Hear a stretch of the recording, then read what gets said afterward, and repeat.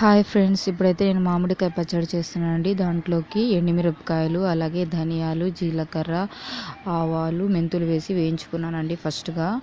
ఇప్పుడైతే మామిడికాయ ముక్కలు అయితే కోసి పక్కన పెట్టుకున్నానండి. ఇప్పుడు ముందు చల్లార్చి పెట్టుకున్నానండి ఎండుమిరపకాయలు, ధనియాలు అవన్నీ, ఇంకా ఉప్పు వేసి బాగా మిక్సీ పట్టేశానండి. ఇప్పుడైతే మామిడికాయ ముక్కల్ని కోసి పెట్టుకున్నాను కదా ముందుగా, ఆ ముక్కల్ని కూడా వేసి మెత్తగా మిక్సీ పట్టేశానండి. చూడండి ఎలా ఉందో.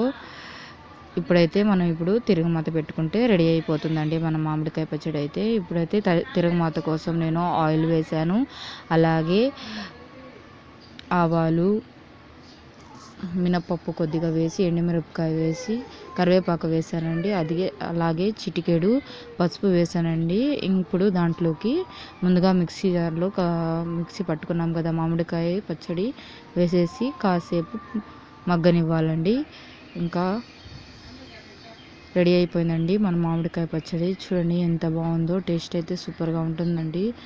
తప్పకుండా ట్రై చేయండి ఫ్రెండ్స్. మరిన్ని వీడియోస్ కోసం నా ఛానల్ సబ్స్క్రైబ్ చేసుకోవడం మర్చిపోకండి. Please do like, subscribe my channel friends.